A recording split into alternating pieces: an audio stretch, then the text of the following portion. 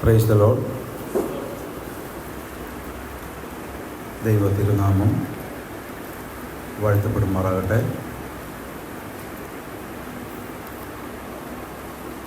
കർത്താവിൻ്റെ വചനവുമായി ഈ പുതുവർഷത്തിലും നിങ്ങളുടെ മുമ്പാകെ നിൽപ്പാൻ തക്കവണ്ണം എന്നെ ബലപ്പെടുത്തിയ ദൈവത്തെ ഞാൻ സ്തുതിക്കുന്നു. എല്ലാ സഹോദരി സഹോദരന്മാർക്കും ക്രിസ്തുയേശുവിൽ എൻ്റെ സ്നേഹ വന്ദനങ്ങൾ. ഇന്നത്തെ അല്പസമയത്തെ ധ്യാനത്തിന് വേണ്ടി എസ്തേറിൻ്റെ പുസ്തകത്തിൽ നിന്നൊരു വാക്യം വായിക്കാം. എസ്തേറിൻ്റെ പുസ്തകം ഒടുവിലത്തെ വാക്യം, അതായത് 10-ാം അധ്യായം അതിൻ്റെ 3-ാം വാക്യം. എസ്തേർ 10-ന്റെ 3-ാം വാക്യം. യഹൂദനായ മൊർദെഖായി അഹശ്വേരോശ് രാജാവിൻ്റെ രണ്ടാമനും യഹൂദന്മാരിൽ വെച്ച് മഹാനും സഹോദര സംഘത്തിന് ഇഷ്ടനും സ്വജനത്തിന് ഗുണകാംക്ഷിയും തൻ്റെ സർവവംശത്തിനും അനുകൂലവാദിയും ആയിരുന്നു. വായിച്ച വേദഭാഗം ദൈവത്തിൻ്റെ ആത്മാവ് നമുക്ക് അനുഗ്രഹിച്ച് നൽകുമാറാകട്ടെ. വേദപുസ്തകത്തിൽ സ്ത്രീകളുടെ പേരിൽ 2 പുസ്തകങ്ങളുണ്ട്. രൂത്തും അതുപോലെ എസ്തേറിൻ്റെ പുസ്തകവും. താരതമ്യേന രൂത്തിൻ്റെ പുസ്തകത്തിൽ നിന്ന് ധാരാളം പ്രസംഗങ്ങളും ക്ലാസ്സുകളും നാം കേൾക്കാറുണ്ട്. എങ്കിലും എസ്തേറിൻ്റെ പുസ്തകത്തെ അധികരിച്ചുള്ളതായിരിക്കുന്ന അധിക പഠനങ്ങളോ അല്ലെങ്കിൽ പ്രസംഗങ്ങളോ നാം അധികം കേൾക്കാറില്ല എന്നാണ് എനിക്ക് തോന്നുന്നത്. ഞാനിപ്പോൾ വായിച്ച വേദഭാഗം ചിലപ്പോഴൊക്കെ ഞാനും ചില ഫ്യൂണറലിന് അനുസ്മരണ സന്ദേശത്തിൽ കർത്താവിന് വേണ്ടി വളരെ ദൈവജനത്തിന് വേണ്ടിയൊക്കെ പ്രയോജനകരമായി നിലനിന്ന ചിലരുടെ അനുസ്മരണത്തിന് വേണ്ടി ഞാനും ഈ വാക്യം ചിലപ്പോൾ വായിച്ചിട്ടുണ്ട്. എന്നാൽ ഞാനും ഇതിൽ നിന്നൊരു പ്രസംഗം ഇത്ര നാളായിട്ടും ചെയ്തിട്ടില്ല. അതെന്താണെന്ന് എനിക്ക് അറിഞ്ഞുകൂടാ. ഈ അടുത്ത ദിവസങ്ങളിലാണ് ഈ പുസ്തകത്തെ നിന്ന് ഒരു ചിന്ത പറയണം എന്നുള്ള ഒരു പ്രേരണ എനിക്ക് ലഭിച്ചത്. അതുകൊണ്ട് ഞാൻ കർത്താവിൻ്റെ ആത്മാവിൽ ശരണപ്പെടുകയാണ്. എസ്തേറിൻ്റെ പുസ്തകത്തിൻ്റെ ഒരു പ്രത്യേകത മിക്കവാറും ബൈബിൾ പരിചയമുള്ള എല്ലാവർക്കും അറിയാം. അതിനകത്ത് ദൈവം എന്നുള്ള ഒരു പദം പോലും ഉപയോഗിച്ചിട്ടില്ല. പ്രാർത്ഥന എന്നുള്ളതായിരിക്കുന്ന ഒരു പദവും ഉപയോഗിച്ചിട്ടില്ല. ഉപവാസത്തെക്കുറിച്ച് പറയുന്നുണ്ട്. എന്നാൽ ഈ പുസ്തകം 10 അധ്യായങ്ങളുള്ള ഈ പുസ്തകം, ഞാൻ എൻ്റെ അനുഭവം പറയുകയാണ്. ഞാൻ കഴിഞ്ഞ നാളുകളിലൊക്കെ ബൈബിൾ ഒരു ആവർത്തിയെങ്കിലും ഒരു വർഷം വായിക്കുവാനായിട്ട് ശ്രമിച്ച് അങ്ങനെ പോയിക്കൊണ്ടിരുന്ന ഒരു കാലഘട്ടം ഉണ്ടായിരുന്നു. ആ സന്ദർഭങ്ങളിൽ ഈ പുസ്തകം ആരംഭിച്ചാൽ മിക്കവാറും ഈ 10 അധ്യായം വായിച്ചിട്ടേ നിർത്താറുള്ളൂ. കാരണം അത്ര ത്രില്ലിംഗ് ആയിട്ടുള്ള ഒരു, നമ്മുടെ രോമകൂപങ്ങൾ തന്നെ രോമങ്ങൾ എഴുന്നേറ്റ് നിന്ന് നമ്മെ വളരെ ത്രസിപ്പിക്കുന്ന സംഭവ പരമ്പരകളാണ് ഈ പുസ്തകത്തിൽ ഉള്ളടക്കം ചെയ്തിട്ടുള്ളത്. അതുകൊണ്ട് വീട്ടിൽ ചെന്ന് കുഞ്ഞുങ്ങളടക്കം എസ്തേറിൻ്റെ പുസ്തകം ഒന്ന് വായിക്കണം. വായിച്ചാൽ വളരെ നല്ലതാണ്. ദൈവം നമ്മെ സഹായിക്കട്ടെ. ഞാൻ പറഞ്ഞല്ലോ, ഈ പുസ്തകത്തിൽ ദൈവം എന്ന പദം പ്രയോഗിച്ചിട്ടില്ല എന്ന് വരികിലും ഈ പുസ്തകത്തിൻ്റെ ഉടനീളം 1-ാമത്തെ അധ്യായം മുതൽ 10-ാമത്തെ അധ്യായം വരെ ദൈവം തൻ്റെ സ്വന്തം ജനത്തിന് വേണ്ടി വളരെ ശക്തമായി പ്രവർത്തിക്കുന്നത് കാണുവാനായിട്ട് കഴിയും. ദൈവം തൻ്റെ നീട്ടിയ ഭുജം കൊണ്ട് ഈ ജനത്തെ എത്രയോ വട്ടം രക്ഷിച്ചിട്ടുണ്ട്. മിസ്രൈമിലെ അടിമത്തത്തിൽ കഴിഞ്ഞിരുന്നതായിരിക്കുന്ന ആ അവസ്ഥയിൽ നിന്ന് ദൈവത്തിൻ്റെ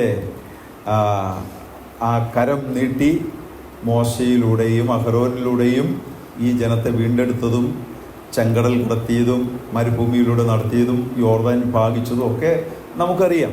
അവിടെയൊക്കെ ദൈവം വളരെ വ്യക്തമായി നമുക്ക് കാണുവാനും കേൾക്കുവാനും കഴിയുന്ന നിലയിൽ നമുക്ക് ശ്രദ്ധിക്കുവാൻ കഴിയുമെങ്കിലും ഇവിടെ എസ്തേറിൻ്റെ പുസ്തകത്തിൽ ദൈവം മറഞ്ഞിരിക്കുകയാണ്. 19 സങ്കീർത്തനത്തിൻ്റെ ആദ്യ വാക്യം ഓർമ്മയുണ്ടോ?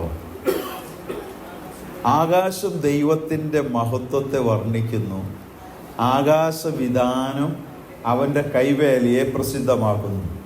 ഈ ആകാശത്തിലേക്ക് നോക്കിയാൽ ദൈവം എന്ന് എവിടെയെങ്കിലും എഴുതി വെച്ചിട്ടുണ്ടോ? അല്ലെങ്കിൽ ഒന്ന് സാധാരണ ഒരു മനുഷ്യൻ നോക്കിയാൽ അവിടെ ദൈവത്തെ കാണാൻ പറ്റുമോ? ഒന്നുമില്ല. പക്ഷേ ഒരു ദൈവഭക്തനെ സംബന്ധിച്ചിടത്തോളം ഈ ആകാശത്തിലേക്കും അതിൻ്റെ വിധാനത്തിലേക്കും സൂക്ഷ്മമായി പരിശോധിച്ചാൽ ദൈവത്തിൻ്റെ കരവേല, ദൈവത്തിൻ്റെ മഹത്വം നമുക്ക് കാണുവാനായിട്ട് കഴിയും. അപ്പോൾ മനുഷ്യന് ദൈവത്തെക്കുറിച്ചുള്ള ഒന്നാമത്തെ പാഠം നൽകുന്നത് ഈ പ്രപഞ്ചമാണ്. അവിടെ എഴുതി വച്ചിട്ടില്ല, പക്ഷേ അതിനകത്ത് ദൈവത്തെക്കുറിച്ചുള്ള ആദ്യ പാഠം നാം വായിക്കുന്നു എന്ന് പറയുന്നത് പോലെയാണ് എസ്തേറിൻ്റെ പുസ്തകത്തിൽ നെടുനേളെ ദൈവം തൻ്റെ ജനത്തിനു വേണ്ടി മറഞ്ഞിരുന്ന് പ്രവർത്തിക്കുന്ന പ്രവൃത്തിയുടെ അതിമഹത്തായ പ്രദർശനമാണ് നമുക്ക് കാണുവാനായിട്ട് സാധിക്കുന്നത്. എനിക്ക് ഈ അധ്യായങ്ങൾ മുഴുവൻ പൊതുസഭയിൽ വായിക്കണമെന്നുണ്ട്. വായിച്ചാൽ മതി, എന്നാൽ അതിനുള്ള സമയം നമുക്കില്ല. എന്നാൽ മിക്കവാറും എല്ലാവർക്കും അതിൻ്റെ സംഭവ കഥകളൊക്കെ, അല്ലെങ്കിൽ സംഭവ കഥ എന്ന് പറയാം, കഥയല്ല സംഭവ കഥയാണ്. ഈ ചരിത്രം അറിയാവുന്നത് കൊണ്ട് എനിക്ക് വളരെ എളുപ്പമാണ്. ഞാൻ കമ്പി വാചകത്തിൽ ചില കാര്യങ്ങൾ പറഞ്ഞ് വേഗത്തിൽ വായിച്ച വേദഭാഗത്തേക്ക് വരാം എന്ന് ഞാൻ ആഗ്രഹിക്കുകയാണ്. ഈ പുസ്തകത്തിൽ ദൈവം വളരെ ശക്തമായും വ്യക്തമായും എടുത്ത് ഉപയോഗിക്കുന്ന ഒരു മനുഷ്യനുണ്ട്. ആ മനുഷ്യൻ്റെ പേര് മൊർദെഖായി എന്നാണ്. ഒരു സ്ത്രീരത്നമുണ്ട്, അവളുടെ പേര് എസ്തേർ എന്നാണ്. എസ്തേർ എന്ന പേരിന് അർത്ഥം എന്താ? നക്ഷത്രമെന്നാണ്. നക്ഷത്രം പോലെ അവൾ തിളങ്ങുന്നത് നമുക്ക് ഈ പുസ്തകത്തിൽ കാണുവാനായിട്ട് കഴിയും. മൊർദെഖായി എന്ന് പറഞ്ഞാൽ ഒരു ചെറിയ മനുഷ്യൻ എന്നാണ് അതിന് അർത്ഥം കൊടുത്തിരിക്കുന്നത്. അപ്പോൾ ഒരു ചെറിയ മനുഷ്യനെ കൊണ്ട് ഒരു വലിയ കാര്യം ചെയ്യുവാൻ ദൈവത്തിന് കഴിയും. നാം സാധാരണ പറയാറുണ്ട്, അല്പമായ ഉപകരണങ്ങളെ കൊണ്ട് നൽപ്പെടുന്ന മഹത്തായ വേലകൾ ചെയ്യുന്ന ശില്പികളുടെ ഉടയവനാണ് നമ്മളുടെ ദൈവം. അതുകൊണ്ട് മൊർദെഖായി എന്ന് പറയുന്ന ഒരു ചെറിയ മനുഷ്യനിലൂടെ ദൈവം ചെയ്ത് ആ ജനത്തിന് വേണ്ടി പ്രവർത്തിച്ച പ്രവൃത്തികളെക്കുറിച്ച് നാം വായിക്കുന്ന ഒരു പുസ്തകമാണ് എസ്തേറിൻ്റെ പുസ്തകം. ഓക്കെ, നമുക്ക് വരാം. എസ്തേറിൻ്റെ പുസ്തകത്തിൽ നാം വായിക്കുന്നത് ഏതാണ്ട് നെഹമ്യാവിൻ്റെ കാലഘട്ടത്തിലും അതിൻ്റെ ഇടയിലൊക്കെ സംഭവിച്ച കാര്യങ്ങളായിട്ടാണ് നമുക്ക് മനസ്സിലാക്കുവാനായിട്ട് കഴിയുന്നത്. യഹൂദജനം ബാബിലോണിലേക്ക് പ്രവസിപ്പിക്കപ്പെട്ട ചരിത്രം നമുക്ക് വേദപുസ്തകത്തിൽ വായിക്കുവാനായിട്ട് കഴിയും. ആ കാലഘട്ടത്തിൽ ബാബിലോണിലേക്ക് പോയ നമുക്ക് വളരെ പരിചയമുള്ള വ്യക്തിയാണ് ദാനിയേലും അതുപോലെ കൂട്ടുകാരും എത്രയും വ്യക്തതയോടെ അവർ അറിഞ്ഞ സത്യദൈവത്തെയും അവർ മുറുകെ പിടിച്ചിരുന്ന ന്യായപ്രമാണത്തെയും അവർ വളരെ ജീവൽ മരണ സന്ദർഭങ്ങളിൽ പോലും കൈവിടാതെ വിശ്വസ്തയോടെ ദൈവത്തെ സേവിച്ച ചരിത്രമൊക്കെ നാം വായിക്കുന്നുണ്ട്. അതിൻ്റെ അനുഗ്രഹം നാം ആ ജനത്തിന് ലഭിച്ചതും അതുപോലെ ദാനിയേലിനും കൂട്ടുകാർക്കൊക്കെ ലഭിച്ചതും നാം വായിക്കുന്ന ചരിത്രം ദാനിയേലിൻ്റെ പ്രവചനത്തിൽ നമുക്ക് കാണുവാനായിട്ട് സാധിക്കും. എന്നാൽ അവിടെ നിന്ന് പ്രവാസത്തിൽ നിന്ന് കോറേഷ് രാജാവിൻ്റെ കൽപ്പനപ്രകാരം യെരൂശലേമിലേക്ക് ആലയം പണിയുവാനും പിന്നീട് നെഹമ്യാവിൻ്റെയൊക്കെ നേതൃത്വത്തിൽ മതിൽ പണിയുവാനൊക്കെ വരുന്ന ചരിത്രങ്ങൾ നാം എസ്ര, നെഹമ്യാവ് പുസ്തകങ്ങളിൽ വായിക്കുന്നുണ്ട്. എന്നാൽ ആ കാലഘട്ടത്തിൽ യെരൂശലേമിലേക്ക് മടങ്ങി വരാതെ അവിടെ തന്നെ പേർഷ്യൻ രാജാക്കന്മാരുടെ കാലഘട്ടത്തിലും അവിടെ തുടർന്നു വന്ന യഹൂദന്മാരുടെ സംഭവ വികാസങ്ങളെക്കുറിച്ചുള്ള ഒരു ചരിത്ര ഭാഗമാണ് നമുക്ക് എസ്തേറിൻ്റെ പുസ്തകത്തിൽ നിന്ന് മനസ്സിലാക്കുവാൻ കഴിയുന്നത്. അഹശ്വേരോശ് എന്ന ആ പേർഷ്യൻ രാജാവ് അതിമഹാനായിരുന്നു എന്ന് ഇവിടെ രേഖപ്പെടുത്തിയിട്ടുണ്ട്. എസ്തേറിൻ്റെ പുസ്തകം 1-ാം അധ്യായം 1-ാം വാക്യം നമുക്കൊന്ന് വായിക്കാം. അഹശ്വേരോശിന്റെ കാലത്ത് യുദ്ധദേശം മുതൽ കൂശ് വരെ 127 സംസ്ഥാനങ്ങൾ വാണ അഹശ്വേരോശ് ഇവൻ തന്നെ. ആ കാലത്ത് അഹശ്വേരോശ് രാജാവ് ശൂഷൻ രാജധാനിയിൽ തൻ്റെ രാജാസനത്തിന്മേൽ ഇരിക്കുമ്പോൾ തൻ്റെ വാഴ്ചയുടെ 3-ാം ആണ്ടിൽ തൻ്റെ സകല പ്രഭുക്കന്മാർക്കും ഭൃത്യന്മാർക്കും ഒരു വിരുന്ന് കഴിച്ചു. മേദിയിലെയും പാർസ്യയിലെയും പ്രഭുക്കന്മാരും അവിടെ വാഴുന്നതായിരിക്കുന്ന അധികാരികളെല്ലാം അവരെല്ലാം ചേർത്ത് വളരെ പ്രതാപത്തോടുകൂടെ ഒരു വിരുന്ന് കഴിച്ച കാര്യമാണ് നമുക്ക് അതിൻ്റെ ആരംഭ അധ്യായത്തിൽ വായിക്കാനായിട്ട് കഴിയുന്നത്. ഞാൻ വിസ്തരിച്ച് പറയാൻ ആഗ്രഹിക്കുന്നില്ല. നിങ്ങൾ വീട്ടിൽ പോയി ഇതിനെക്കുറിച്ച് അത്ര പരിചയമില്ല എന്നുണ്ടെങ്കിൽ വായിച്ച് മനസ്സിലാക്കുക. ആ വീഞ്ഞ് സൽക്കാരത്തിൻ്റെ പര്യവസാനത്തെങ്കിൽ അഹശ്വേരോശ് രാജാവിന് ഒരു വളരെ സുന്ദരിയായ ഒരു ഭാര്യ ഉണ്ടായിരുന്നു. ആ ഭാര്യയുടെ പേര് വസ്തി എന്നാണ്. വസ്തിയുടെ സൗന്ദര്യത്തെ ആ പ്രഭുക്കന്മാരുടെ മുമ്പാകെ പ്രകീർത്തിക്കുവാനും കാണിക്കുവാനുമായിട്ട് തനിക്കൊരു തോന്നലുണ്ടായി. അങ്ങനെ വസ്തിയെ കൊണ്ടുവരുവാനായിട്ട് രാജാവ് ആജ്ഞ പുറപ്പെടുവിക്കുകയാണ്. എന്നാൽ വസ്തി അതിന് സമ്മതിച്ചില്ല. അവൾ വന്നില്ല എന്നുള്ളത് ദൈവം പ്രവർത്തിക്കുന്ന പ്രവൃത്തിയുടെ ആരംഭ കാര്യമാണ്. അങ്ങനെ നമുക്കറിയാം, രാജാവിൻ്റെ കോപം ജ്വലിച്ചു. അവിടെ കൂടിയിരുന്നതായിരിക്കുന്ന ആ സദസ്യരായിരിക്കുന്ന ആളുകളുടെ ആലോചനകൾക്ക് വിധേയപ്പെട്ട് എന്ത് സംഭവിച്ചു? വസ്തിയെ രാജസ്ഥാനത്ത് നിന്ന് നീക്കിയില്ലെങ്കിൽ എന്തോ സംഭവിക്കുന്ന അറിയാമോ? ഇത് നാളെ അറിയുന്നതായിരിക്കുന്ന നമ്മുടെ രാജ്യത്തുള്ള സകല ഭാര്യമാരും അവരുടെ ഭർത്താക്കന്മാരെ അനുസരിക്കാതെ ജീവിക്കും. അതുകൊണ്ട് എല്ലാ സ്ത്രീകൾക്കും എല്ലാ ഭാര്യമാർക്കും പാഠമാകേണ്ടതിന് വസ്തിയെ നീ രാജ്ഞി സ്ഥാനത്ത് നീക്കണമെന്നുള്ളതായിരിക്കുന്ന വാക്ക് രാജാവ് അംഗീകരിച്ച് വസ്തിയെ രാജ്ഞി പദത്തിൽ നിന്ന് നീക്കുന്ന ചിത്രമാണ് നമുക്ക് 1-ാം അധ്യായത്തിൽ കാണുവാനായിട്ട് കഴിയുന്നത്. അങ്ങനെ മുന്നോട്ട് വരുമ്പോൾ 2-ാം അധ്യായത്തിലേക്ക് വരുമ്പോൾ കഥകൾ മാറി മറിയുകയാണ്. അവിടെ നമുക്ക് കാണുവാനായിട്ട് സാധിക്കുന്നത് അഹശ്വേരോശ് രാജാവിന് വേണ്ടി ഒരു രാജ്ഞിയെ തെരഞ്ഞെടുക്കുന്ന തീവ്ര ശ്രമം ആരംഭിച്ചു. ആ സമയത്താണ് യഹൂദന്മാരിൽ ഒരു മഹാനായി ഇവിടെ ചിത്രീകരിക്കപ്പെടുന്ന മൊർദെഖായി തൻ്റെ ചിറ്റപ്പൻ്റെ മകളായ ഹദസ്സെ എന്ന എബ്രായ നാമമുള്ള എസ്തേറിനെ വളർത്തിയിരുന്നു. അവളെ രാജ്ഞി പദത്തിലേക്ക് വേണ്ടി രാജകൊട്ടാരത്തിലേക്ക് ഏൽപ്പിച്ചു കൊടുക്കുന്ന മനോഹരമായ കാഴ്ച നമുക്ക് കാണുവാൻ സാധിക്കും. അവളുടെ കുലവും ഗോത്രവും ജാതിയും ഒന്നും വെളിപ്പെടുത്തരുത് എന്നുള്ള മൊർദെഖായിയുടെ പ്രത്യേക നിബന്ധന കൃത്യമായി പാലിച്ച് അവൾ ആ സ്ഥാനത്തേക്ക് എത്തിപ്പെടുന്ന എന്ന് പറഞ്ഞാൽ അഹശ്വേരോശ് രാജാവിൻ്റെ രാജ്ഞി പദത്തിലേക്ക് ആര് വന്നു? ഇപ്പോൾ എസ്തേർ കടന്നു വന്നിരിക്കുകയാണ്. അങ്ങനെ 2-ാം അധ്യായം മുന്നോട്ട് പോകുമ്പോൾ പിന്നെയും നാം വായിക്കുന്നത് മൊർദെഖായി രാജാവിൻ്റെ അരമനയിൽ അവന് അവിടെ പ്രത്യേകമായിരിക്കുന്ന ഒരു വാതിൽ അവിടെ നാം വായിക്കുന്ന ആ വാക്യം ഞാൻ വായിക്കാൻ 2-ാം അധ്യായത്തിൻ്റെ 20 മുതലുള്ള വാക്യം. മൊർദെഖായി കൽപ്പിച്ചതുപോലെ എസ്തേർ തൻ്റെ കുലവും ജാതിയും അറിയിക്കാതിരുന്നു. എസ്തേർ മൊർദെഖായിയുടെ അടുക്കൽ വളർന്നപ്പോഴത്തെ പോലെ പിന്നെയും അവൻ്റെ കൽപ്പന അനുസരിച്ച് പോന്നു. ആ കാലത്ത് മൊർദെഖായി രാജാവിൻ്റെ വാതിൽക്കൽ ഇരിക്കുമ്പോൾ വാതിൽ കാവൽക്കാരിൽ രാജാവിൻ്റെ 2 ഷണ്ഡന്മാരായ ബിഗ്താനും തേരശും പൂർത്തിച്ച് അഹശ്വേരോശ് രാജാവിനെ കയ്യേറ്റം ചെയ്യുവാൻ തരമന്വേഷിച്ചു. മൊർദെഖായി കാര്യം അറിഞ്ഞ് എസ്തേർ രാജ്ഞിക്ക് അറിവ് കൊടുത്തു. എസ്തേർ അത് മൊർദെഖായിയുടെ നാമത്തിൽ രാജാവിനെ ഗ്രഹിപ്പിച്ചു. അന്വേഷണം ചെയ്താറേ കാര്യം സത്യമെന്ന് കണ്ടു. അവർ രണ്ടുപേരെയും കഴുവിന്മേൽ തൂക്കിക്കളഞ്ഞു. ഇത് രാജാവിൻ്റെ മുൻപിൽ ദിനവൃത്താന്ത പുസ്തകത്തിൽ എഴുതി വെച്ചു എന്ന് നമുക്ക് കാണുവാനായിട്ട് സാധിക്കും. അങ്ങനെ മൊർദെഖായിക്ക് രാജാവിനൊരു സഹായം ചെയ്യാനുള്ള ഒരവസരം ദൈവം ഒരുക്കി കൊടുക്കുകയാണ്. അത് മാന്യമായിട്ട് അത് രാജ്ഞി മുഖാന്തരം രാജാവിനെ അറിയിച്ചു. രാജാവിൻ്റെ ദിനവൃത്താന്ത പുസ്തകത്തിൽ അത് എഴുതി വെക്കുവാനും ഇടയായി തീർന്നു.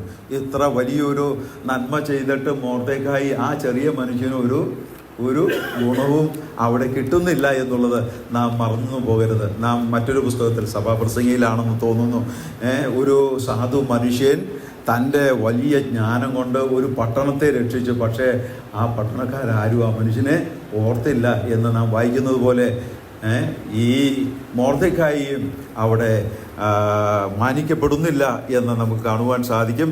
മാനിക്കപ്പെടുന്നില്ലെന്ന് മാത്രമല്ല, ഈ ചെറിയ മനുഷ്യനായ അല്ലെങ്കിൽ ദൈവത്തിൻ്റെ വിശ്വസ്ത മനുഷ്യനായ മൊർദെഖായിക്കും അവൻ്റെ ജനത്തിനും എതിരെ ഒരു ശക്തനായവൻ എഴുന്നേറ്റ് വരുവാനായിട്ട് ഒരു സംവിധാനം 3-ാം അധ്യായത്തിൽ ഒരുക്കപ്പെടുകയാണ്. ഹാമാൻ എന്ന് പറയുന്നതായിരിക്കുന്ന വാതിൽ കാവൽക്കാരനെ അവിടെ രാജാവ് പദവികൾ കൊടുത്ത് ഉയർത്തി കൊണ്ടുവരുന്നതായിരിക്കുന്ന ഒരു ചിത്രം.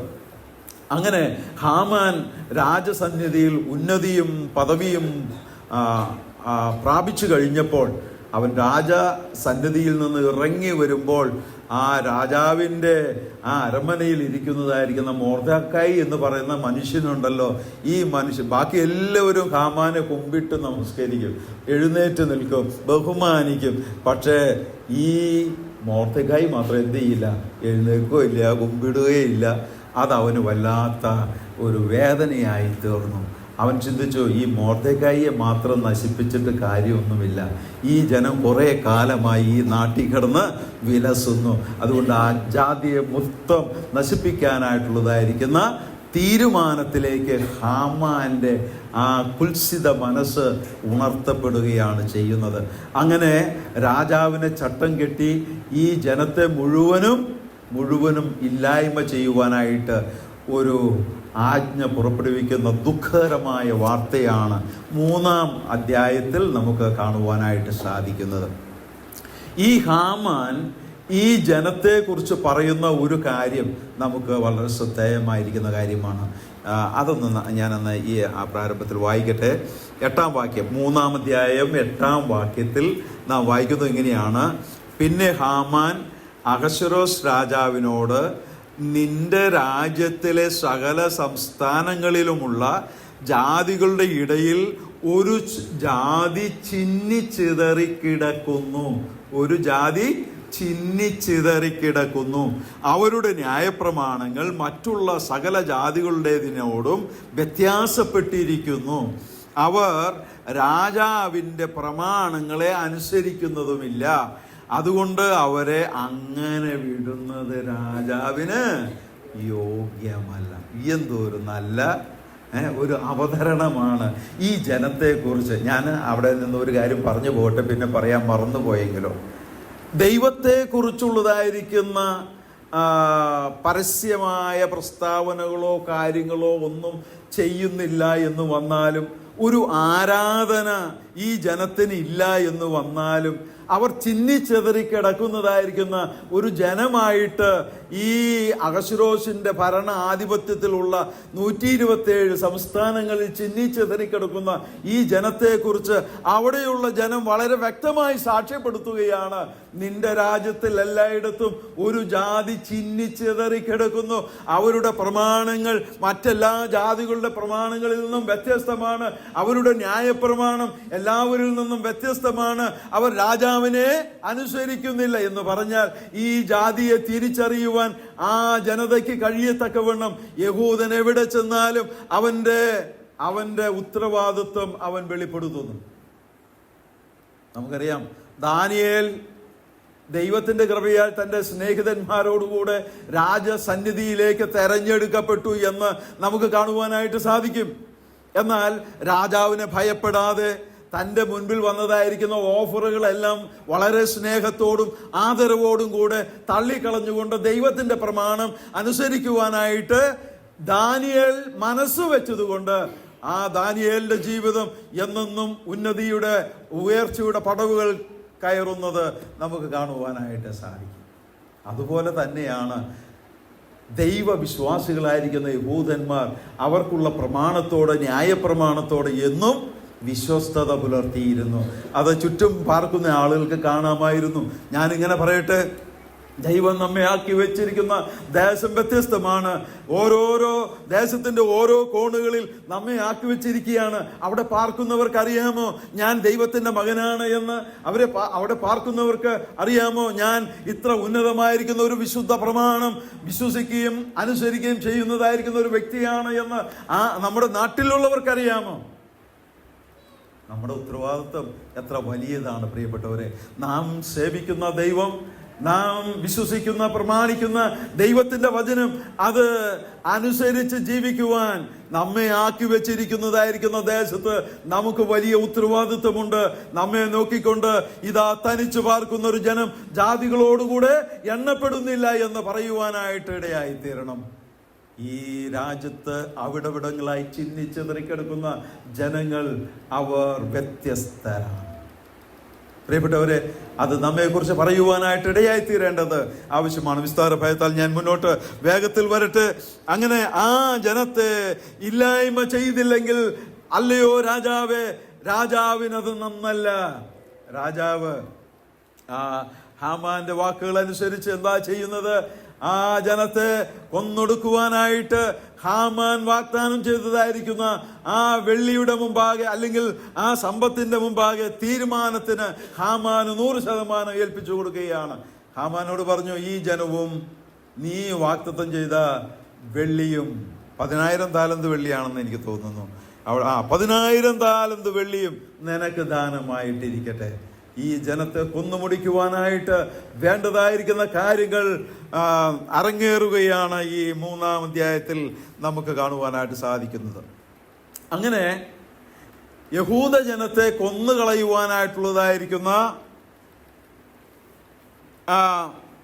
കൽപ്പന പുറപ്പെട്ടു. അത് ശൂസൻ രാജധാനിയിലും പ്രദർശിപ്പിക്കപ്പെട്ടു. ഇത് മൊർദെഖായി ആണ്. മൊർദെഖായി കേട്ടു.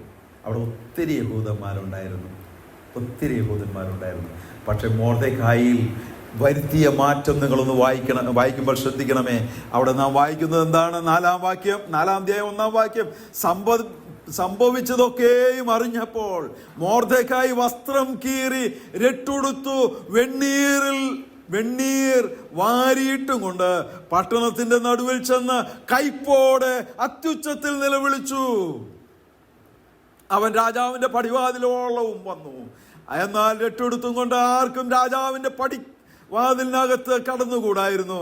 രാജാവിന്റെ കൽപ്പനയും തീർപ്പും ചെന്ന ഓരോ സംസ്ഥാനത്തും യഹൂദന്മാരുടെ ഇടയിൽ മഹാദുഃഖവും ഉപവാസവും കരച്ചിലും വിലാപവും ഉണ്ടായി. പലരും രട്ടെടുത്ത് വെണ്ണീറിൽ കിടന്നു. ഈ രാജ്യത്തെല്ലായിടത്തും ചിന്നിച്ചെതറിക്കിടക്കുന്ന ജനമുണ്ടല്ലോ, ആ ജനത്തെ ഒന്നടങ്ക ഇല്ലായ്മ ചെയ്യുവാനുള്ള ഹാമാന്റെ, ശത്രുവായ ഹാമാന്റെ ആ ശ്രമം പരാജയപ്പെടുവാൻ വേണ്ടിയിട്ട് ദൈവത്തിന്റെ മുഖത്തേക്ക് നോക്കി അത്യുച്ചത്തിൽ പ്രാർത്ഥിക്കുന്ന, കരഞ്ഞ് വിലപിക്കുന്ന, ഉപവസിക്കുന്ന ഒരു ജനം. അതിന് മുന്നിൽ ആരുണ്ട്?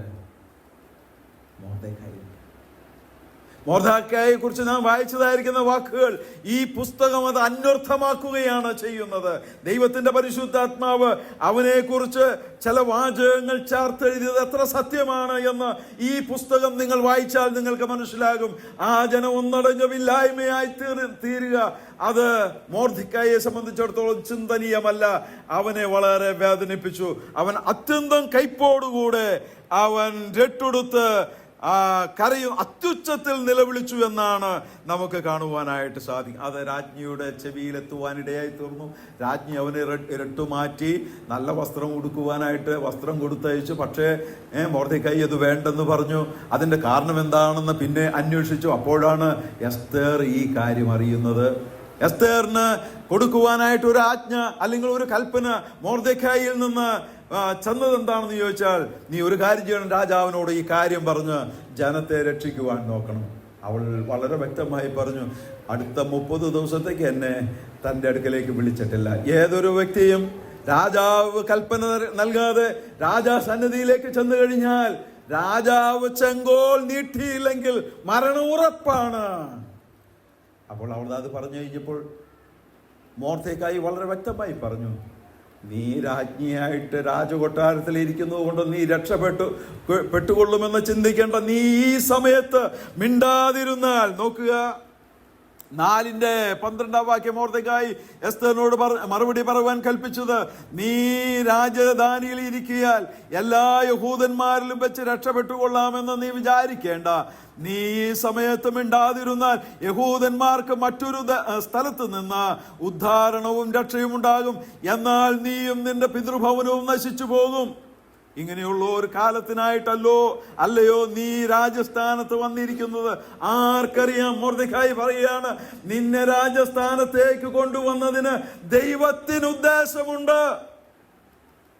നീ ഈ സമയത്ത് മിണ്ടാതിരുന്നാൽ ഈ ജനം നശിക്കുമെന്ന് നീ ചിന്തിക്കരുത്. നീയും നിന്റെ കുടുംബത്തിനും അത് നാശമായി ഭവിക്കും. എന്നാൽ യഹൂദനെ രക്ഷിക്കുന്ന ഒരു സ്ഥാനം, മറ്റൊരു സ്ഥാനമുണ്ട്. സകല വാതിലുകളും അടയുമ്പോൾ ആരും അടയ്ക്കാതെ വണ്ണം തുറക്കുന്ന ഒരു വാതിൽ ഈ ജനത്തിനു വേണ്ടി തുറക്കപ്പെടുമെന്ന് മൊർദെഖായി പറയുകയാണ്. തന്റെ ജനത്തെക്കുറിച്ച്, തന്റെ ജനത്തെ കരുതുന്ന ഒരു ദൈവത്തെക്കുറിച്ച് മൊർദെഖായിക്ക് എത്രയും വ്യക്തമായ വിശ്വാസമുണ്ടായിരുന്നു എന്ന് നാം മറന്നു പോകരുത്. അത് എസ്തേറിനെ ചലിപ്പിക്കുവാനായിട്ടിടയായി തീർന്നു. എസ്തേർ പറഞ്ഞു, നിങ്ങളൊരു കാര്യം ചെയ്യണം, നിങ്ങളെല്ലാവരും ദേശത്ത് ജീവിക്കുന്ന എല്ലാ യഹൂദന്മാരും എനിക്ക് വേണ്ടി ഉപവസിപ്പീൻ. ഞാൻ കൽപ്പനയില്ലെങ്കിൽ പോലും ഞാൻ രാജാവിനെ ഒന്ന് കാണുവാനായിട്ട് ശ്രമിക്കാം. അങ്ങനെ 5-ാം അധ്യായത്തിലേക്ക് വരുമ്പോൾ കൽപ്പന കൂടാതെ എസ്തേർ രാജസന്നിധിയിലേക്ക് കടന്നു ചെല്ലുകയാണ്. രാജാവ് ആ സിംഹാസനത്തിൽ ഇരിക്കുമ്പോൾ ഇതാ എസ്തേർ പതിവില്ലാതെ മുന്നിൽ നിൽക്കുന്നു. എന്താണ് എസ്തേർ നീ വന്നിരിക്കുന്നത് എന്ന് ചോദിച്ചുകൊണ്ട് അവന്റെ പൊൻചെങ്കോൽ അവളുടെ നേർക്ക് നീട്ടിയിട്ട് പറയുകയാണ്, നിന്റെ ആഗ്രഹം എന്ത്, നിന്റെ താല്പര്യം എന്ത്? രാജ്യത്തിൽ പകുതിയോളമാണെങ്കിലും ഞാൻ നിനക്ക് തരാമെന്ന് പറയുന്നതായിരിക്കുന്ന ദൈവത്തിന്റെ കൃപ ചൊരിഞ്ഞ് വർഷിക്കുന്നതായിരിക്കുന്ന അനുഗ്രഹത്തിന്റെ വർഷം നമുക്ക് കാണുവാനായിട്ട് കഴിയും. എസ്തേറിനോട് രാജാവിന് കരുണ തോന്നി, കൃപ തോന്നി. ഇത് സ്വർഗത്തിലെ ദൈവം അത് പ്രവർത്തിച്ചതാണ് എന്നുള്ളതിന് യാതൊരു സംശയവുമില്ല. പ്രിയപ്പെട്ടവരെ, അവിടെ നാം വായിക്കുന്നത് എന്താണെന്ന് അറിയാമോ? എസ്തേറിനോട് ചോദിച്ചപ്പോൾ എസ്തേർ രാജ്യത്തിന്റെ പകുതി ചോദിച്ചില്ല, തന്റെ ജനത്തെ രക്ഷിക്കണമെന്ന് ഒന്നും പറഞ്ഞില്ല. ഒറ്റ കാര്യം പറഞ്ഞോളൂ, ഞാൻ ഒരു വിരുന്ന് ഒരുക്കുന്നുണ്ട്, അതിന് അങ്ങ് വരണം. ഹാമാൻ ഉയർത്തപ്പെട്ടവനാണ്, അവനെയും കൂട്ടിക്കൊണ്ടുവരണം. ഒരു പ്രാവശ്യം വന്നു. അവർ വളരെ സന്തോഷത്തോടുകൂടെ പിന്നെ വിരുന്ന് കഴിഞ്ഞ് വീട്ടിലേക്ക് പോവുകയാണ് ഹാമാൻ. അവന് അപ്പോഴും ഭയങ്കര ഒരു കലശലായിരിക്കുന്ന ബുദ്ധിമുട്ട്. വിരുന്ന് കഴിഞ്ഞ് ഇറങ്ങി വരുമ്പോൾ മൊർദെഖായി ഒരു കൂസലുമില്ലാതെ ഇരിക്കുന്നു. എന്നോടാണോ ഇവന്റെ കളി? അവൻ വീട്ടിലേക്ക് ചെന്നു, ഭാര്യയെയും അവന്റെ ബന്ധുക്കളെയെല്ലാം വിളിച്ച് ഉപദേശം ആരാഞ്ഞു. അവർ ഭാര്യ അടക്കം ഒരു കാര്യം പറഞ്ഞു, നീ ഒരു കാര്യം ചെയ്യണം, ഒരു കഴുമരം ഉണ്ടാക്കണം, അവനെ അങ്ങ് തൂക്കിക്കളയാൻ രാജാവിനോട് പറയണം. പ്രിയപ്പെട്ടവരെ, എന്താണ് സംഭവിച്ചത്? അവൻ കഴുമരം ഉണ്ടാക്കി, 50 മുഴം ഉയരമുള്ളതായിരിക്കുന്ന കഴുമരം ഉണ്ടാക്കി ആ രാജാവിന്റെ സന്നിധിയിൽ ചെന്ന് അതിനുവേണ്ടി അപേക്ഷിക്കാൻ നിൽക്കുന്ന സമയത്ത് കഴിഞ്ഞ രാത്രിയിൽ രാജാവിന് ഉറക്കം വന്നില്ല. എന്തായിരിക്കും എന്ന് അവിടെ പറഞ്ഞിട്ടില്ല. ഞാൻ ചിന്തിക്കുകയാണ്, ഇവൾ എന്താണാവോ ചോദിക്കാൻ പോകുന്നത്? രാജ്യത്തിൽ പകുതിയാണെങ്കിൽ കൊടുക്കാമായിരുന്നു, വേറെ വല്ലതുമാണെങ്കിൽ ഞാൻ എന്തോ ചെയ്യുമെന്നൊക്കെ ആയിരിക്കും. ഉറക്കം വന്നില്ല. ഉറക്കം വരാത്ത രാത്രിയിൽ രാജാവ് പറയുകയാണ്, ദിനവൃത്താന്ത പുസ്തകം ഒന്ന് ഒന്ന് വായിക്കാനായിട്ട് പറഞ്ഞു. അതിന്റെ കാരണം എന്നാണെന്നറിയാമോ? എന്തോ സംഭവിച്ചിട്ടുണ്ട്, അല്ലെങ്കിൽ ഇവളിങ്ങനെ പറയുകയില്ല. എന്തോ സംഭവിച്ചിട്ടുണ്ട്. ആ സംഭവങ്ങൾ എഴുതപ്പെട്ടതായിരിക്കുന്ന ദിനവൃത്താന്തം വായിച്ചു കേട്ടപ്പോൾ ഇതാ ഒരു വസ്തുത കണ്ടു. മൊർദെഖായി മുഖാന്തരം താൻ മരണപ്പെടേണ്ടിയ വലിയ ആപത്തിൽ നിന്ന് രക്ഷയൊരുക്കിയ മൊർദെഖായിയെ കുറിച്ചുള്ളതായ പരാമർശം കേട്ടപ്പോൾ രാജാവ് ചോദിച്ചു, ആരവിടെ? ഈ മൊർദെഖായിക്ക് എന്ത് പ്രതിഫലം കൊടുത്തു? അവിടെ നിന്നവർ പറഞ്ഞു, ഒരു പ്രതിഫലവും കൊടുത്തില്ല. ആരുണ്ട് രാജധാനിയിൽ എന്ന് ചോദിച്ചപ്പോൾ ഹാമാൻ വെളിയിൽ നിൽക്കുന്നുണ്ട്. അവനെ വിളിക്കാൻ പറഞ്ഞു. വിളിച്ചു കഴിഞ്ഞപ്പോൾ രാജസന്നിധിയിലേക്ക് വന്നതായിരിക്കുന്ന ഹാമാനോട് രാജാവ് ചോദിക്കുകയാണ്. രാജാവ് ചോദിക്കുന്നതായിരിക്കുന്ന കാര്യം അതൊന്ന് വായിക്കാം. 6 അധ്യായം 6 മുതലുള്ള വാക്യങ്ങൾ ഞാൻ വായിക്കുന്നു. 4 മുതൽ വായിച്ചാൽ നന്നായിരിക്കും. പ്രാകാരത്തിൽ ആരുള്ളൂ എന്ന് രാജാവ് ചോദിച്ചു. എന്നാൽ ഹാമാൻ മൊർദെഖായിക്ക് വേണ്ടി താൻ തീർപ്പിച്ച കഴിവിന്മേൽ അവനെ തൂക്കിക്കളയേണ്ടതിന് രാജാവിനോട് അപേക്ഷിപ്പാൻ രാജധാനിയുടെ പുറത്ത് പ്രാകാരത്തിൽ വന്നു നിൽക്കുകയായിരുന്നു. രാജാവിന്റെ ഭൃത്യന്മാർ അവനോട് ഹാമാൻ പ്രാകാരത്തിൽ നിൽക്കുന്നു എന്ന് പറഞ്ഞു. അവൻ അകത്ത് വരട്ടെ എന്ന് രാജാവ് കൽപ്പിച്ചു. ഹാമാൻ അകത്ത് വന്നപ്പോൾ രാജാവ് അവനോട്, രാജാവ് ബഹുമാനിപ്പാൻ ഇച്ഛിക്കുന്ന പുരുഷന് എന്തെല്ലാമാകുന്നു ചെയ്തു കൊടുക്കേണ്ടത് എന്ന് ചോദിച്ചു. എന്നെ അല്ലാതെ ആര് രാജാവ് അധികം ബഹുമാനിപ്പാൻ ഇച്ഛിക്കുമെന്ന് ഹാമാൻ ഉള്ളിൽ വിചാരിച്ചു. എന്നിട്ട് പറയുകയാണ്, ഹാമാൻ രാജാവിനോട് തന്നെയാണ് ബഹുമാനിക്കാൻ ഉദ്ദേശിക്കുന്നതെന്ന് ധരിച്ചിട്ടാണ് ഇത്രയും കാര്യങ്ങൾ പറഞ്ഞത്. രാജാവ് ബഹുമാനിപ്പാൻ ഇച്ഛിക്കുന്ന പുരുഷന് വേണ്ടി രാജാവ് ധരിച്ചു വരുന്ന രാജവസ്ത്രം, രാജാവ് കയറുന്ന കുതിരയും അവന്റെ തലയിൽ വെക്കുന്ന രാജകിരീടവും കൊണ്ടുവരട്ടെ. വസ്ത്രവും കിരീടവും രാജാവിന്റെ അതിശ്രേഷ്ഠ പ്രഭുക്കന്മാരിൽ ഒരുത്തന്റെ കയ്യിൽ ഏൽപ്പിക്കണം. രാജാവ് ബഹുമാനിക്കുവാൻ ഇച്ഛിക്കുന്ന പുരുഷന് ആ വസ്ത്രം ധരിപ്പിച്ച് കുതിരപ്പുറത്ത് കയറ്റി പട്ടണവീതിയിൽ കൂടെ കൊണ്ടു നടന്ന് രാജാവ് ബഹുമാനിക്കുവാൻ ഇച്ഛിക്കുന്ന പുരുഷന് ഇങ്ങനെ ചെയ്യുമെന്ന് അവന്റെ മുൻപിൽ വിളിച്ചു പറയണമെന്ന് പറഞ്ഞു. രാജാവ് ഹാമാനോട്, നീ വേഗം ചെന്ന് വസ്ത്രവും കുതിരയും നീ പറഞ്ഞതുപോലെ കൊണ്ടുവന്ന് രാജാവിന്റെ വാതിൽക്കൽ ഇരിക്കുന്ന യഹൂദനായ മൊർദെഖായിക്ക് അങ്ങനെയൊക്കെയും ചെയ്യുക. നീ പറഞ്ഞതിലൊന്നും കുറച്ചു കളയരുത്. താൻ കുഴിച്ച കുഴിയിൽ താൻ തന്നെ വീഴുന്ന മനോഹരമായ ചിത്രം നമുക്കിവിടെ കാണുവാനായിട്ട് സാധിക്കും. അവൻ അതെല്ലാം ചെയ്തു. മനസ്സോടെയാണോ? മനസ്സില്ലാ മനസ്സോടുകൂടെ മൊർദെഖായിയെ ഒരു നോട്ടം കാണുവാൻ പോലും ഇഷ്ടമില്ലാത്ത ഹാമാൻ മൊർദെഖായിയെ കുതിരപ്പുറത്ത് കയറ്റി രാജവസ്ത്രം ധരിപ്പിച്ച് കിരീടം വെച്ച് അവന്റെ മുമ്പിൽ രാജവീതിയിലൂടെ നടന്നുകൊണ്ട് പറയുകയാണ്, രാജാവ് ബഹുമാനിക്കുന്ന പുരുഷനെ നിങ്ങൾ കണ്ടിട്ടുണ്ടോ? അവനാണ് മൊർദെഖായി എന്ന് പറഞ്ഞ് വിളിച്ചു പറഞ്ഞു. എന്നിട്ട് ആ കാര്യം നിർവഹിച്ചിട്ട് മൊർദെഖായി ഹാമാൻ വീട്ടിലേക്ക് പോകുന്നത് എങ്ങനെയാണെന്ന് നിങ്ങൾക്കറിയാമോ? തല ഉയർത്തിക്കൊണ്ടല്ലായിരുന്നു. ഇത്രയും ദിവസം രാജസന്നിധിയിൽ നിന്നൊക്കെ തല ഉയർത്തി പോകുന്നതായിരിക്കുന്ന ഹാമാൻ ഇന്ന് തല മൂടിക്കൊണ്ട് പോകുകയാണ്. എപ്പോഴാ തല മൂടുന്ന, മുഖം മൂടുന്ന? എപ്പോഴാ? അടക്കുന്നതിന് മുമ്പ് അല്ലേ? സ്വന്തം മുഖം മൂടിക്കൊണ്ട് അവൻ വീട്ടിലേക്ക് ചെന്നു. ഈ കാര്യങ്ങളൊക്കെ പറഞ്ഞു കഴിഞ്ഞപ്പോൾ ഒരു കാര്യം അവര് പറഞ്ഞു, മൊർദെഖായി യഹൂദനാണെങ്കിൽ നീ അവനെ ജയിക്കാനൊന്നും പോകുന്നില്ല, നീ അവന്റെ അടുക്കൽ തോറ്റു പോകുകയുള്ളൂ എന്നവർ പറഞ്ഞുകൊണ്ടിരിക്കുമ്പോൾ രാജസന്നിധിയിൽ നിന്ന് ആളുകൾ വന്ന് ഹാമാനെ എസ്തേർ രാജ്ഞിയുടെ വിരുന്നിന് വേണ്ടി കൂട്ടിക്കൊണ്ടുപോകുവാനായിട്ട് വരികയാണ്. അറുക്കുവാനുള്ളതായിരിക്കുന്ന ഇടത്തേക്ക് ഒരു ആടിനെ കൊണ്ടുപോകുന്നത് പോലെ അവനെ കൊണ്ടുപോവുകയാണ്. പിന്നെ അവൻ ആ വീട്ടിലേക്ക് തിരിച്ചു വന്നില്ല. അവൻ ആ വിരുന്ന് മധ്യത്തിൽ രാജാവ് എസ്തേറിനോട് ചോദിച്ചു, എസ്തേർ രാജ്ഞിയെ, നിന്റെ ആഗ്രഹം എന്ത്? രാജ്യത്തിൽ പകുതിയോളമായാലും ഞാൻ അത് നിനക്ക് തരാം, എന്താകുന്നു എന്ന് ചോദിച്ചപ്പോൾ അവൾ ഇങ്ങനെ പറഞ്ഞു, എന്റെ ജനത്തെ വിറ്റുകളഞ്ഞ് എന്റെ ജനത്തെ കൊന്നുമുടിക്കുവാനായിട്ട് ഇതാ ശത്രു ഒരുങ്ങി വന്നിരിക്കുന്നു. അത് ഞാൻ എങ്ങനെ കണ്ടു സഹിക്കും? രാജാവ് ചോദിച്ചു, ഏതാ ശത്രു? അങ്ങനെ ഒരു ശത്രു ഉണ്ടോ? ആരാണ് ആ ശത്രു? അപ്പോ എസ്തേർ പറഞ്ഞു, ശത്രു ഈ ഹാമാനാണ് എന്ന് പറഞ്ഞ് ആ ഹാമാന്റെ മേൽ ചൂണ്ടു. രാജാവ് ആ വിരുന്നുശാല വിട്ട് ഉദ്യാനത്തിലേക്ക് ഇറങ്ങിപ്പോയി. ഹാമാൻ ഒരു കാര്യം മനസ്സിലായി, പണി കിട്ടി, തല പോയി. അവൻ ഓടിച്ചെന്ന് എസ്തേറിന്റെ കാൽക്കൽ വീണു. എസ്തേർ എന്ന മെത്തയിലേക്ക് അവൻ വീണ് കിടന്നു. രക്ഷയ്ക്ക് വേണ്ടി അവൻ അഭയാചന ചെയ്യുകയാണ്. പക്ഷെ ഒരു പ്രയോജനം ഉണ്ടായില്ല. രാജാവ് ഓടി അകത്തേക്ക് വന്നപ്പോൾ ഇതാ ഹാമാൻ എവിടെയാ? എസ്തേറിന്റെ കട്ടിലേക്ക് എടുക്കുക, മെത്തയിലേക്ക് എടുക്കുക. എടാ രാജധാനിയിൽ വെച്ച് നീ രാജ്ഞിയെ ബലാത്കാരം ചെയ്യുമോ എന്ന് ചോദിക്കുകയല്ല, ദാസന്മാർ അവന്റെ തലമൂടി. പിന്നെ ഉള്ള ചരിത്രം നമുക്കറിയാം. അവര് പറഞ്ഞു, ഈ മൊർദെഖായിയെ തൂക്കിക്കളയാനായിട്ട് ഒരു കഴുമരം കഴിഞ്ഞ ദിവസങ്ങളിൽ പെട്ടെന്ന് ഉണ്ടാക്കിയിട്ടുണ്ട്.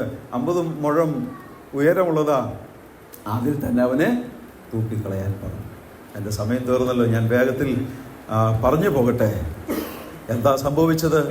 പിന്നീട് എസ്തേർ ഈ കാര്യങ്ങൾ പറഞ്ഞതനുസരിച്ച് യഹൂദന്മാരെ നശിപ്പിക്കുവാനുള്ള ആ രാജാവിന്റെ കൽപ്പന ദുർബലമാക്കാൻ കഴിയാത്തത് കൊണ്ട് ആ ദിവസത്തേക്ക് എല്ലാ പ്രതികാരവും ചെയ്യുവാനായിട്ട് യഹൂദന്മാർക്ക് രാജകൽപ്പന വിട്ടിട്ട് ആ നാട്ടിലുള്ളതായിരിക്കുന്ന യഹൂദന്മാരുടെ ശത്രുക്കളായിരിക്കുന്ന ഏതാണ്ട് 75,000 പേരെ ഈ യഹൂദന്മാർ കൊന്നു. അതിന് മുഖാന്തരമായി തീർന്നത് ഈ ചെറിയ മനുഷ്യനാണ്. അവന്റെ വിശ്വസ്തതയാണ്, അവന്റെ വിശ്വാസമാണ്, അവന്റെ ദൈവത്തിലുള്ള അചഞ്ചലമായ വിശ്വാസമാണ്. എൻ്റെ പ്രിയപ്പെട്ടവരെ, ദൈവം നമ്മെ ആക്കുന്ന സ്ഥാനങ്ങളിൽ ദൈവത്തെ സ്നേഹിക്കുവാൻ, ദൈവത്തെ മാനിക്കുവാൻ, ദൈവസഭയെ സ്നേഹിക്കുവാൻ, ദൈവസഭയുടെ എല്ലാ കാര്യങ്ങളിലും ഉത്സുകരായി നിൽപ്പാൻ, ജീവൻ പോയാലും ദൈവജനത്തിന്റെ ക്ഷേമത്തിന് വേണ്ടി നിൽക്കുവാൻ കഴിഞ്ഞാൽ ദൈവം അത് മാനിക്കും. ഒരു ജനത്തെ തന്നെ ഉദ്ധരിക്കുവാൻ അത് കാരണമായി. ഒത്തിരി കാര്യങ്ങൾ ഈ പുസ്തകത്തിൽ നിന്ന് പറയുവാൻ എനിക്കുണ്ടെങ്കിലും ബാക്കി നിങ്ങൾ വീട്ടിൽ ചെന്ന് വായിച്ചാൽ മതി. ഞാൻ വായിച്ച വേദഭാഗത്തിലേക്ക് വരാം. യഹൂദന്മാർക്ക് ഒത്തിരി ഉത്സവങ്ങൾ, വളരെ പ്രധാനപ്പെട്ട 7 ഉത്സവങ്ങൾ ആചരിക്കുവാനായിട്ട് ദൈവം യഹോവയുടെ ഉത്സവങ്ങൾ എന്നുള്ള നിലയിൽ നൽകി.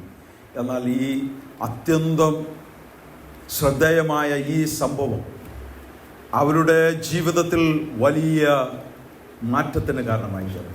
അവർ ഈ നാളുകളെ ഓർക്കുന്നത് അന്നിട്ടതായിരിക്കുന്ന പൂരെന്ന ചീട്ടിൻ്റെ അടിസ്ഥാനത്തിൽ പൂരീം എന്നുള്ളതായിരിക്കുന്ന ഈ എസ്തേറിൻ്റെ ഓർമ്മയ്ക്കായും മൊർദെഖായിയുടെ ഓർമ്മയ്ക്കായിട്ട്, അതുപോലെ ജനത്തിന് ലഭിച്ചതായിരിക്കും വിടുതലിനെ ഓർക്കുവാനായിട്ട് അവർ ചെയ്തതായിരിക്കുന്ന ഒരു ഉത്സവം പൂരീം. കർത്താവിൻ്റെ കാലഘട്ടത്തിൽ യഹൂദന്മാർ ഈ പെരുന്നാൾ ആചരിക്കുന്നുണ്ട്. പ്രിയപ്പെട്ടവരെ, ഞാൻ ഇങ്ങനെ പറയട്ടെ, ഈ പുസ്തകത്തിൽ നിറഞ്ഞു നിൽക്കുന്ന ആ ഏറ്റവും ദൈവിക മഹത്വം തികഞ്ഞ് നിന്ന ആ മൊർദെഖായിയെ കുറിച്ചാണ് ഞാൻ വായിച്ചത്. എന്താണ് അവിടെ വായിച്ചത്?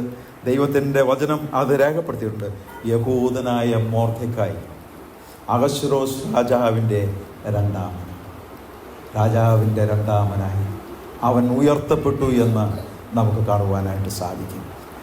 അവൻ രാജാവിൻ്റെ രണ്ടാമനായിരുന്നു. പിന്നീട് നാം വായിക്കുന്നത് അവൻ യഹൂദന്മാരിൽ വെച്ച് മഹാനായിരുന്നു, സഹോദര സംഘത്തിന് ഇഷ്ടനായിരുന്നു, സ്വന്തം ജനത്തിന് ഗുണകാംക്ഷിയായിരുന്നു, തൻ്റെ സർവവംശത്തിനും അനുകൂലവാദിയായിരുന്നു. നമ്മുടെ കർത്താവിൻ്റെ ഒരു ചെറിയ ചിത്രമായിട്ട് ഇതെല്ലാം നമുക്ക് ചിന്തിക്കാനായിട്ട് കഴിയും. പ്രിയപ്പെട്ടവരെ, കർത്താവിനെ സ്നേഹിക്കുവാൻ, ദൈവത്തെ സ്നേഹിക്കുവാൻ, പ്രതികൂല സാഹചര്യങ്ങളിലും എല്ലാം പ്രതികൂലമായിരിക്കുമ്പോഴും ദൈവം നമ്മെ ആക്കുന്ന സ്ഥാനത്ത് ദൈവികമായിരിക്കുന്ന കാര്യങ്ങളിൽ ഏറെ വിശ്വസ്തയോടുകൂടെ നിലനിന്നതായിരിക്കുന്ന മൊർദെഖായി ദൈവസന്നിധിയിൽ പ്രശംസിക്കപ്പെട്ടു.